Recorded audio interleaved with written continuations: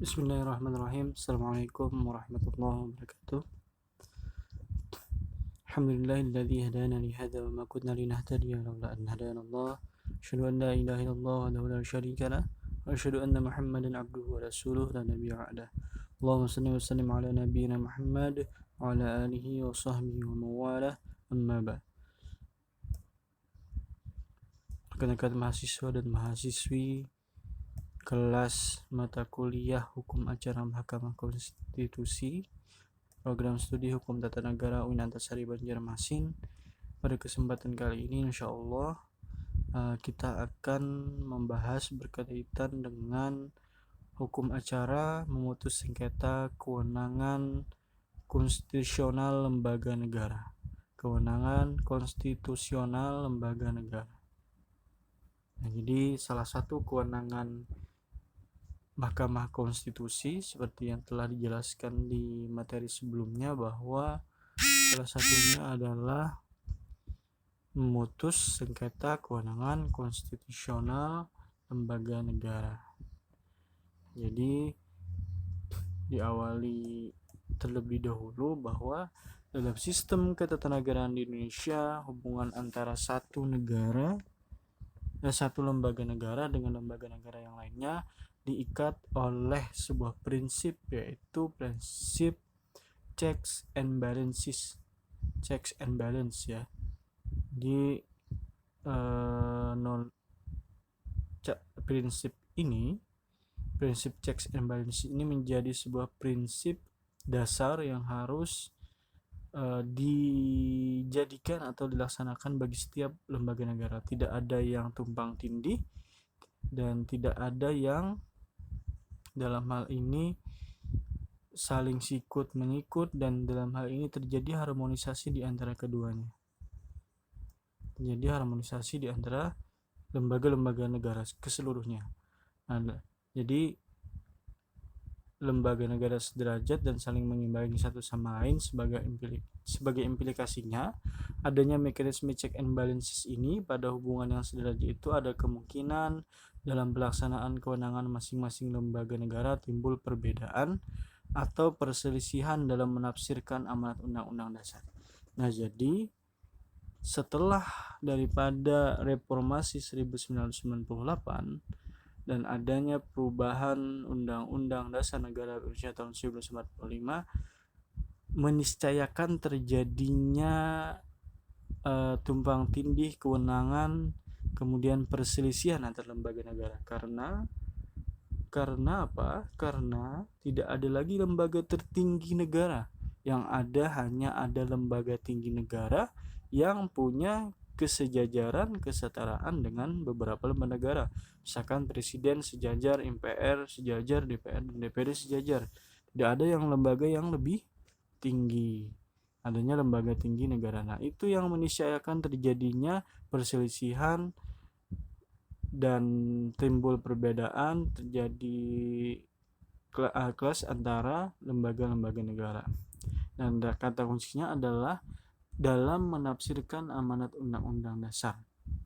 Jadi lembaga negara apa yang dimaksud? Yaitu lembaga negara yang secara langsung maupun tidak langsung diamanatkan kewenangannya oleh Undang-Undang Dasar Negara Republik Indonesia tahun 1945. Itu dia yang disebut lembaga negara yang kita maksud.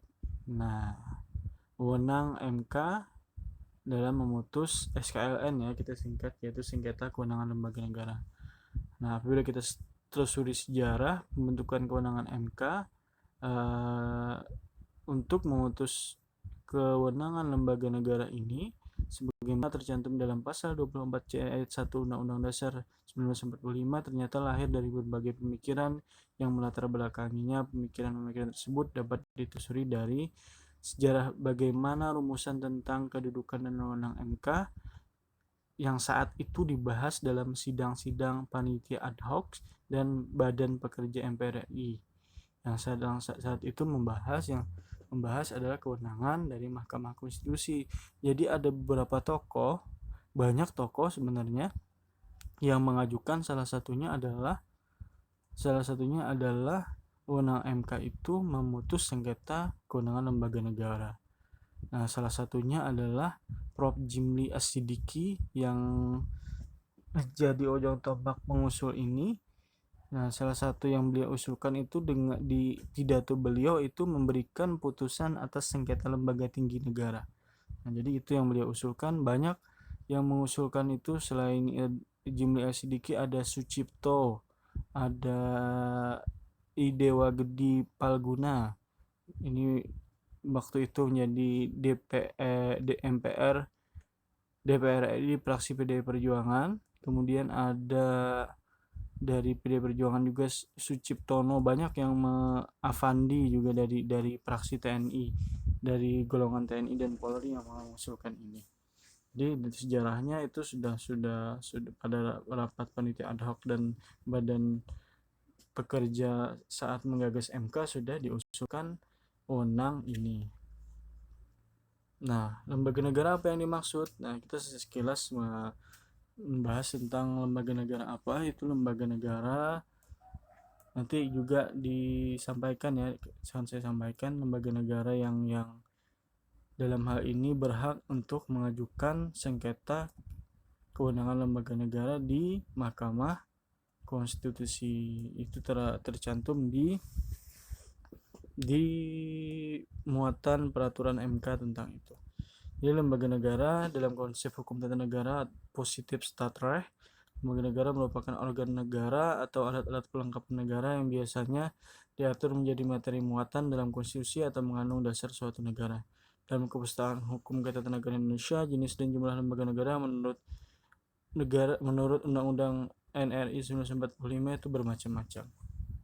Jadi kalau menurut Profesor Mukti Fajar ada 34 atau 36 yang baik secara eksplisit maupun disyaratkan di turunan Undang-Undang Dasar yang lembaga negara itu. Nah, ini ada beberapa yang lembaga negara ya dari yang diamanatkan oleh undang-undang maupun peraturan pemerintah.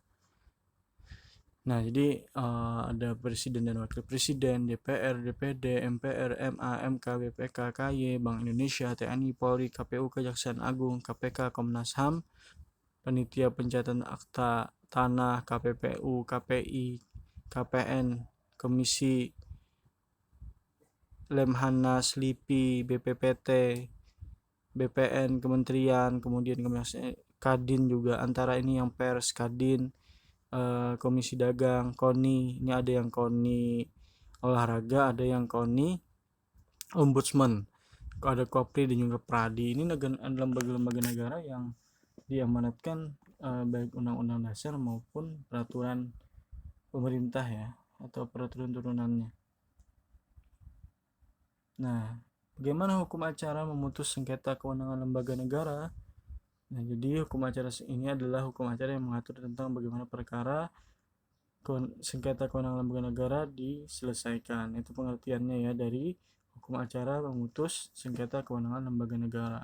Berdasarkan praktek yang sudah pernah terjadi, sengketa kewenangan konstitusional lembaga negara ini dapat terjadi karena beberapa hal. Pertama, adanya tumpang tindih atau overlapping kewenangan antara satu lembaga negara dengan lembaga negara lainnya yang diatur dalam konstitusi dan undang-undang dasar. Jadi misalkan ini sejenis job description ya, suatu lembaga negara menggunakan kewenangan lembaga negara lain yang dipakai. Ini ada overlapping daripada kewenangan lembaga negara itu. Kemudian adanya kewenangan lembaga negara yang kewenangannya diperoleh dari konstitusi atau undang-undang dasar yang diabaikan oleh lembaga negara lainnya. Ada juga yang ini kerjaannya tidak dikerjakan, kemudian dilimpahkan ke lembaga negara lain. Kemudian ada kewenangan lembaga negara yang kewenangannya diperoleh dari konstitusi yang dijalankan oleh lembaga negara lainnya dan sebagainya. Jadi hal-hal yang sengketa ini yang tidak sesuai ini yang menjadi sebab biasanya terjadi sengketa kewenangan konstitusional antar lembaga negara. Terus siapa-siapa saja pihak-pihak yang bersengketa daripada sengketa ini? Dalam perkara SKLN, pihak-pihak yang berperkara di depan MK dapat dibedakan menjadi dua, yaitu pihak pemohon maupun termohon. Sama ya, dengan dalam hal ini sama dengan perkara-perkara lain ada pemohon dan termohon. Nah, mengenai siapa itu, hal itu diatur dalam petunjuk hukum acara MK, yaitu putusan MK atau peraturan Mahkamah Konstitusi ya. Jadi ini beberapa dasar hukumnya itu ada Undang-Undang Dasar Nomor 48 Tahun 2009 tentang Kekuasaan Kehakiman, Undang-Undang Nomor 24 Tahun 2003 tentang MK, kemudian Peraturan MK Nomor 8 PMK 2006 khusus yang membahas tentang kewenangan MK. Siapa itu pemohon dan termohon? Pemohon adalah lembaga negara yang menganggap kewenangan konstitusionalnya diambil, dikurangi, dihalangi, diabaikan, dan atau dirugikan oleh lembaga negara yang lain. Sedangkan jadi ada banyak ya, ada diambil,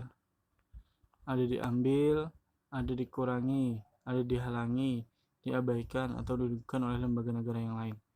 Nah, jadi sedangkan yang dimaksud dengan lembaga negara adalah lembaga negara yang kewenangannya diberikan oleh Undang-Undang Dasar Negara Indonesia tahun 1945.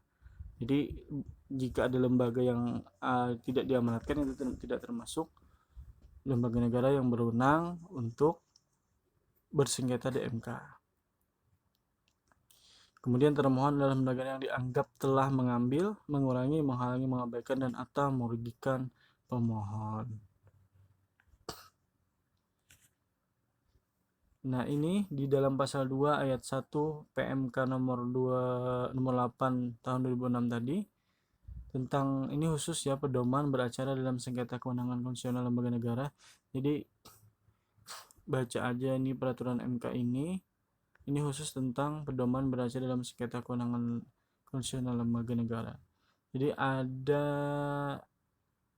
beberapa lembaga negara yang disebutkan secara eksplisit sini. Ada DPR, DPD, MPR, Presiden, BPK, pemerintah daerah, dan lembaga negara lain yang kewenangannya diberikan oleh Undang-Undang Dasar. Jadi meniscayakan misalkan KPK itu kan lembaga negara juga. Untuk KPK dan lembaga-lembaga negara yang diamanatkan oleh Undang-Undang Dasar dan turunannya itu undang-undang, oleh konstitusional, oleh konstitusi untuk bersengketa di MK.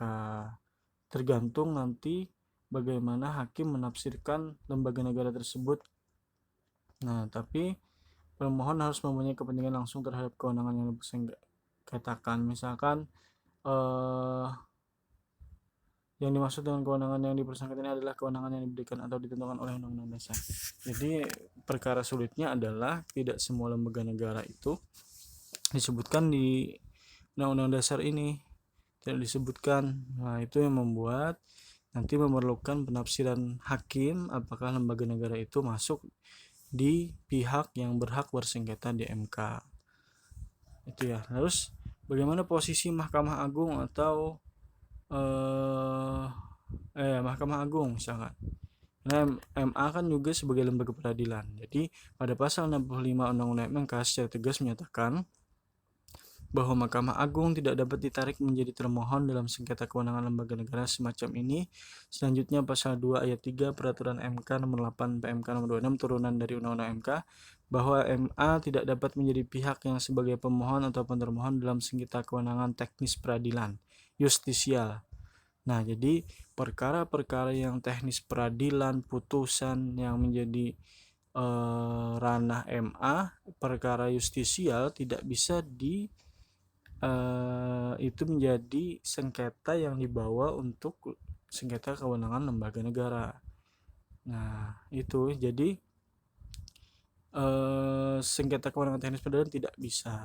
Lantas MA mungkin saja disengketakan kewenangannya ketika misalkan ada kasus tentang pengangkatan hakim. Nah, itu boleh, bisa MA. Itu kan bukan perkara institusi itu. Pengangkatan hakim misalkan dia bersengketa dengan DPR. Kan itu bisa memungkinkan atau misalkan jadinya sengketa di MK. Bagaimana permohonan tata cara pengajuan? Sebenarnya sama seperti hukum acara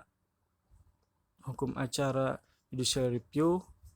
Nah, jadi dalam jenis ini pemohon adalah lembaga negara Pemohon wajib menguraikan dengan jelas dalam permohonannya tentang kepentingan, sama ya isinya ya. Nah, ini isi dari pengajuan. Ada identitas lembaga negara menjadi pemohon seperti nama lembaga negara, nama ketua lembaga, dan alamat lengkap lembaga negara, nama dan alamat lembaga negara yang menjadi termohon. Contohnya nanti bisa dicari di searching, banyak itu. Kemudian jelas tentang kewenangan yang dipersengketakan, kepentingan langsung pemohon atas kewenangan tersebut, hal-hal yang diminta untuk diputuskan. Nah, itu diserahkan dan dibuat dalam 12 rangkap dan ditandatangani oleh presiden atau pimpinan lembaga negara yang mengajukan permohonan atau kuasanya. Nah, jadi ada tanda tangan pimpinan lembaga negara yang mengajukan permohonan atau kuasanya. Nah, ini tahapannya, tahapan beracara sengketa kewenangan lembaga negara. Ada permohonan dan pengajuan, penjadwalan panggilan sidang, pemeriksaan administrasi dan registrasi, pemeriksaan perkara. Nah, jadi di pemeriksaan perkara ini memungkinkan nanti ada pencabutan permohonan. Misalkan dalam perjalanan sidangnya sengketa itu sudah selesai, artinya sudah ada titik temu, bisa diambil jalan pencabutan permohonan. Setelah itu ada rapat permusyawaratan hakim dan akhirnya putusan. Itu tahapan daripada hukum acara sengketa kewenangan lembaga negara. Jika ada hal-hal yang belum bisa dimengerti, kita diskusikan di grup WhatsApp. Terima kasih atas perhatiannya, semoga bermanfaat. Nasrun minallah wa fathun qarib wa basyiril mu'minin. Assalamualaikum warahmatullahi wabarakatuh.